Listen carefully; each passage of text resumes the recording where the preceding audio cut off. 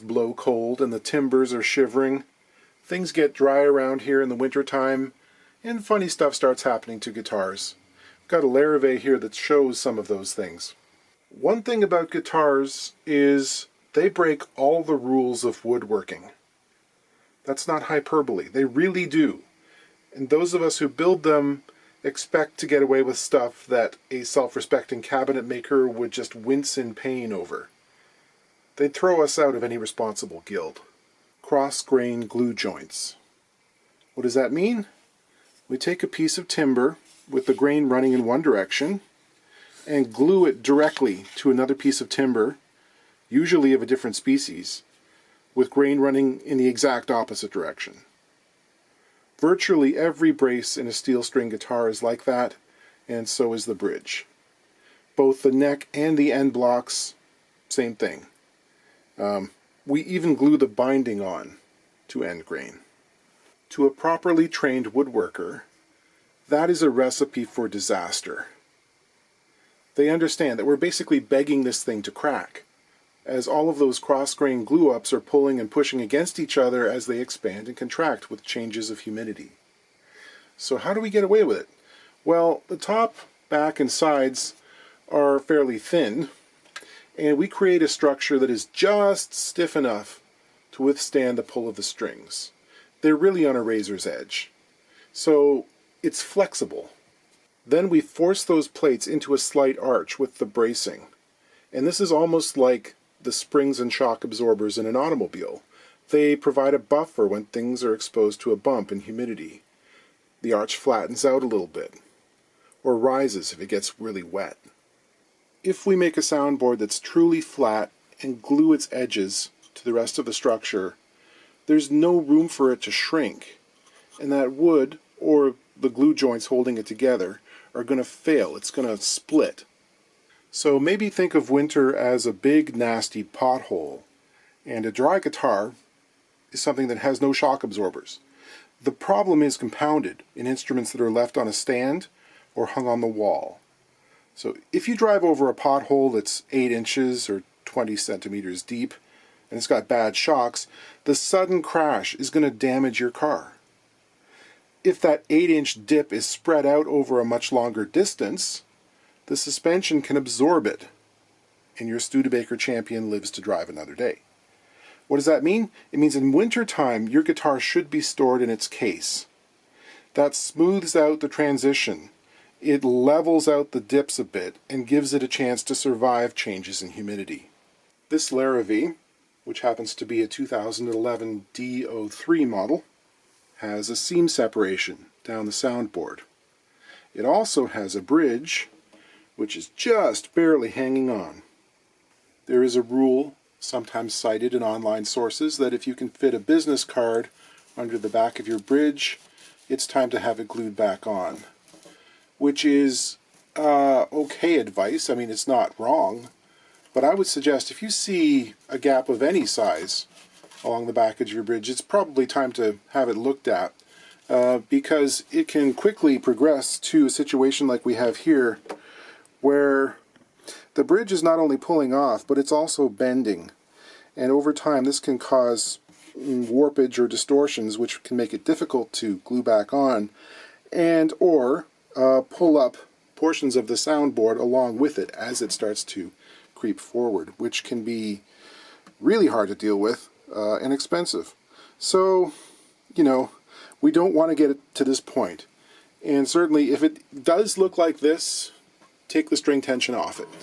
This one arrived with the string tension still on, and that was the first thing I did, was detune the strings, because when they let go it can be a surprise, but it can also be extremely damaging. Ordinarily we'd record the action height and the relief at this point. It's immaterial because we know it's going to be high due to this situation we've got going on here. So I'm just going to take the strings off. I'm going to clean off some of the accumulated dust here, which settles on the front of the bridge and in the corner there, because I'm going to scribe a line. Something to know. At this stage in history, virtually every major manufacturer takes a little shortcut for assembly and does not clean all of the lacquer off the soundboard under the bridge. They usually leave a little margin all the way around, so the finish extends underneath it. This makes for a very clean look, and you don't need a staff member laboriously scraping finish right to the edge, which takes time. It's not the easiest job, and if they mess up, it can be pretty obvious. The more responsible manufacturers will route a little thin relief cut around the edge of the bridge itself that's the same height as their lacquer thickness, which would mean that the wood in the center has good contact, because if there's a gap, the glue does not form the optimum bond. But what can happen is that slight gap between the parts can allow the bridge and the soundboard to start warping away from each other, just a little bit at first, but once it starts, it won't stop. It just keeps pulling and pulling. So the best case scenario is one where there isn't a gap at all. The lacquer is removed completely everywhere under the footprint of the bridge. So I'm using a sharp blade and I'm scribing a line where the front of the bridge is so that later I'll know exactly where it should be glued. We want to be careful not to cut into the spruce of the soundboard here. That could cause a line of weakness, which can later itself cause another delamination between the parts. So this is superficial. This is just in the lacquer, not in the wood. I'm going to heat this bridge up to remove it, and before I do that, I want to remove the saddle. This is exceptionally tight, which again suggests that the bridge itself has shrunk over time.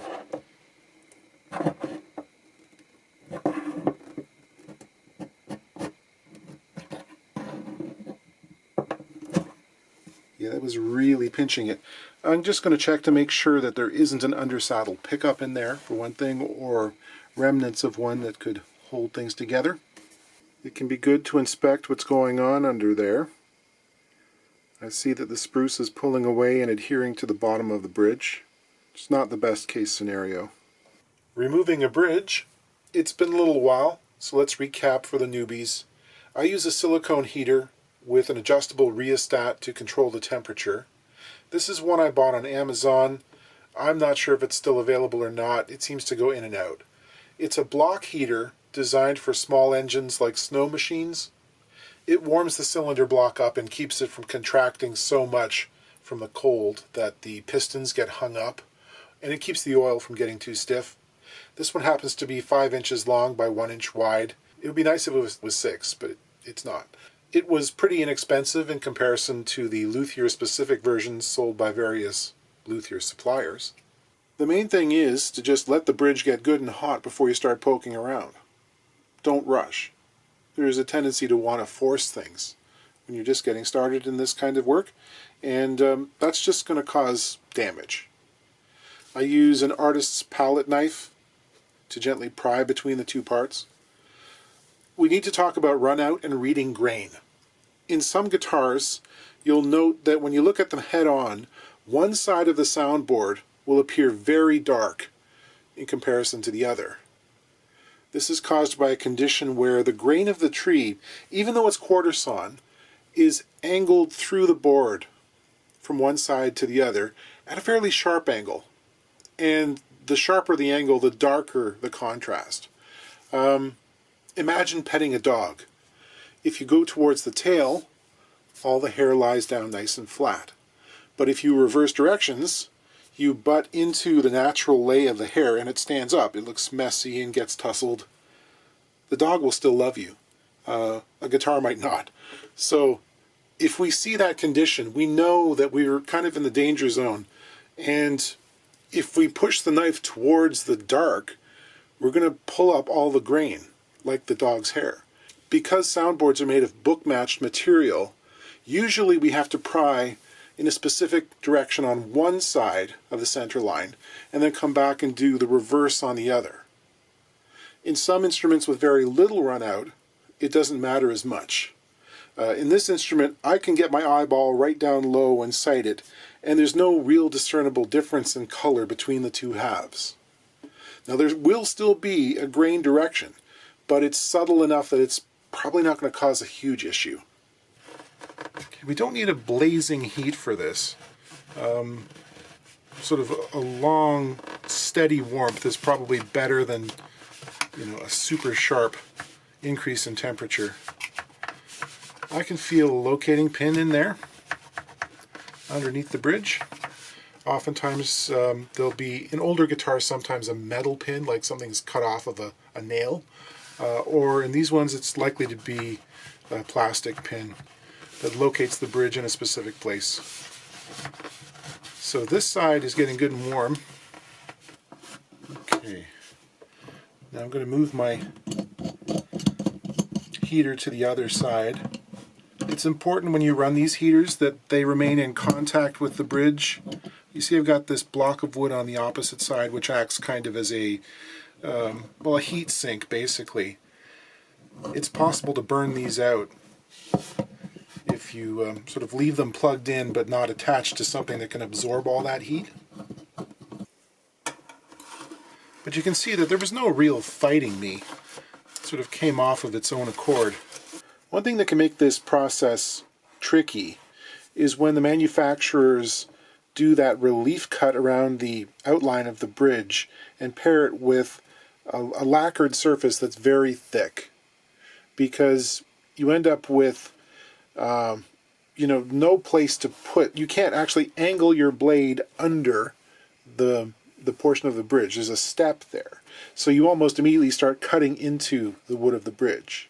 Or conversely, in a bridge which has had the lacquer removed all the way around its footprint, and again is paired with very thick lacquer. Certain Asian manufacturers are known for this, Takamine for one. Again, you've got the bridge sitting in a trough, and you can't really angle your knife down because you'd start cutting into the wood before you get under the bridge.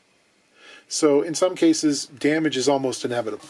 And this is coming off like butter.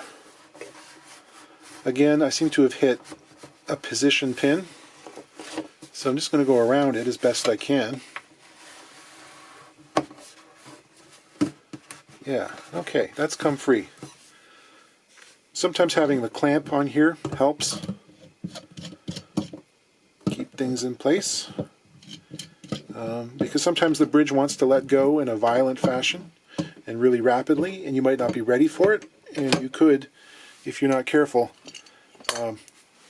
basically bang your knife across the top. Okay, I can feel there's still some whiskers in there. Let me turn off my heater. Okay, I can feel there's still some little fuzzies in the center here. There we go. And that's kind of par for the course for a bridge which has been half off the guitar. We got this skim of glue and the very top surface of spruce fibers stuck to it. This side there are a couple of little areas that could use some gluing as well, but on the whole that's pretty clean. You can see there's that margin around the entire bridge where there's been a relief, and that has not been stuck down to the soundboard. I'm going to try and pull out the position pins, because I'm going to clamp this thing down immediately while it's still good and warm to see if I can influence some of this concavity, this sort of cupping effect, which has happened because of the insistent tension. So I'm just going to take a flat block and clamp this flat. I haven't even cleaned off the bottom surface yet because I think it's more important trying to get this flat than clean at this stage. Off camera, I warmed it up even further with a heat gun.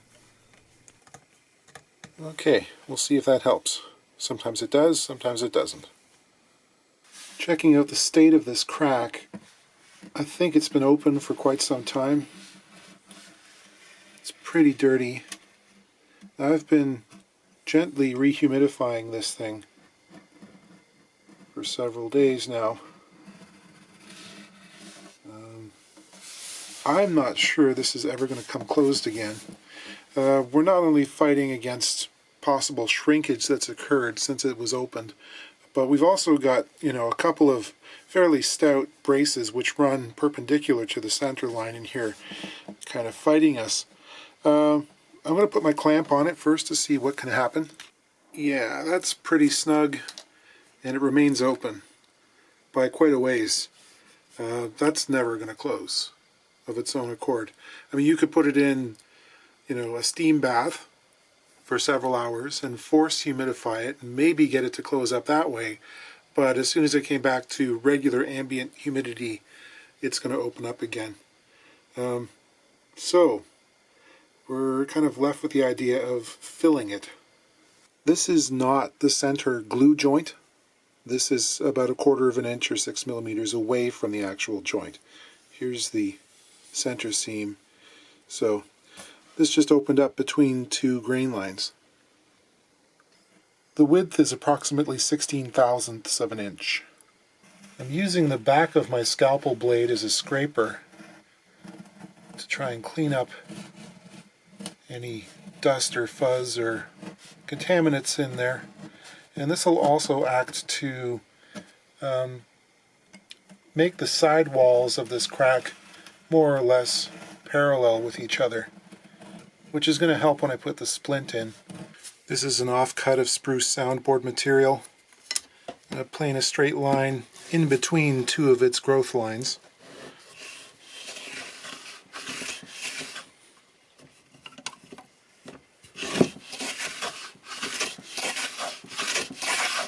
Now I'll use my scalpel to cut off a thin strip,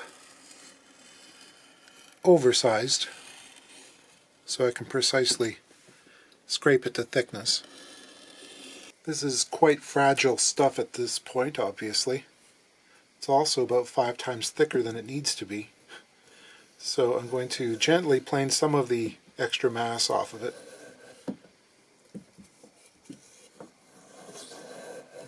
This is my veneer line scraping jig. It's a Stanley bullnose rabbit plane clamped over on its side with a fence, and being adjustable, I can increase or decrease the space between the blade and the fence to a really fine degree. I can advance it 1/1000th of an inch, which is sometimes necessary using very fragile veneers. There's a compression effect that goes on here as well. So when glue hits this piece, it's going to expand slightly. It's going to rebound. With that rebound effect, you don't want this to be a super tight fit, because as soon as the glue hits it, it'll swell up and become virtually impossible to get in there. And it's not necessary. It should go in easily. And I'm going to paint the glue in one small section at a time.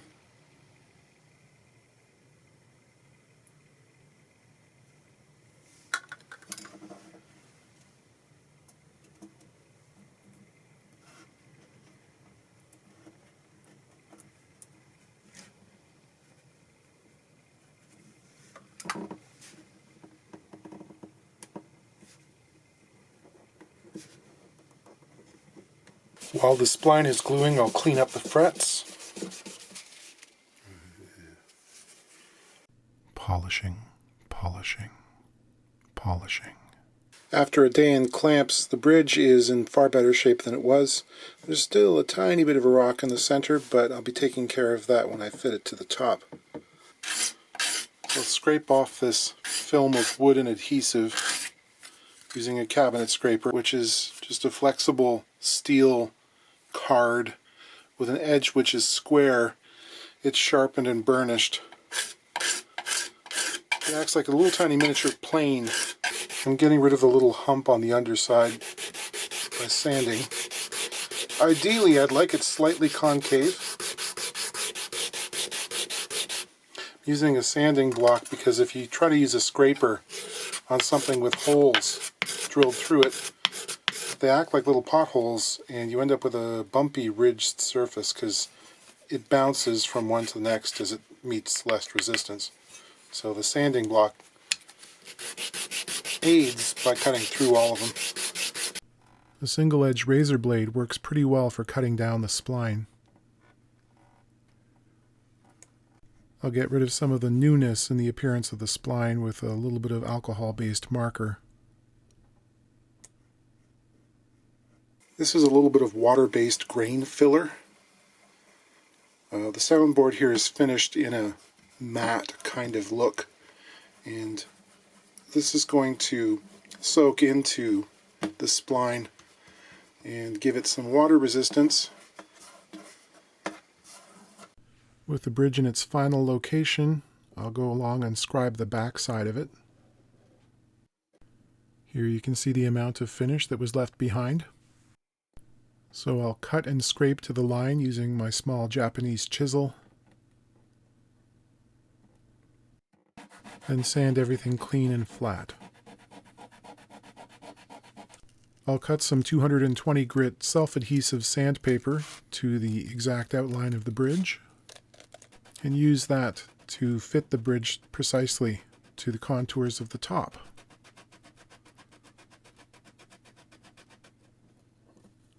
See, we're only touching in the very center there. There's a high spot, so I'll come back with my scraper and get rid of that. Eventually the two parts fit together really nicely. It's almost like there's a kind of suction between them. Put on some glue, put on some clamps, and clean up the squeeze out. There's a little bit of squeeze out in each of the pinholes, which has to be reamed out. The client was under the impression that this had pretty good action before calamity befell it, and I'm not sure what to think, because I don't think so. Measuring it, we have just over 10/64 on the base side and 10/64 on the treble. Oh boy. This is, well, that's an action I usually associate with parlor guitars from the 1930s that have been sitting in an attic for 50 years. This is, for a guitar that's only 13 years old, that's crazy. Let's see what we can eke out of it. Let's check the relief and hope that there's a great big bow in the neck that can be adjusted out with a truss rod. Happy days. There's a great big bow. How big? 22 thousandths. That is extreme. Jean Larrivee has always built guitars with truss rods that are extremely difficult to access. Maybe it's out of spite, maybe he's just trying to keep inexperienced hands off them. But they usually require an angled Allen key. They sell them, of course. Or if you have some ingenuity and a lack of funds, you can make your own and never get around to purchasing it.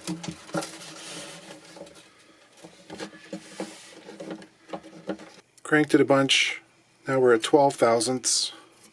Needs more. Cranked it a bunch more. Feels really tight now. And this has now got 5 thousandths relief, which is pretty close to optimal. The action is now 8/64 on the bass side, 7/64 on the treble, which is kind of getting back into the realm of possibilities. So I'm going to take a 16th off the bass side and a little more than a 32nd off the treble. And there is enough saddle height for me to do that.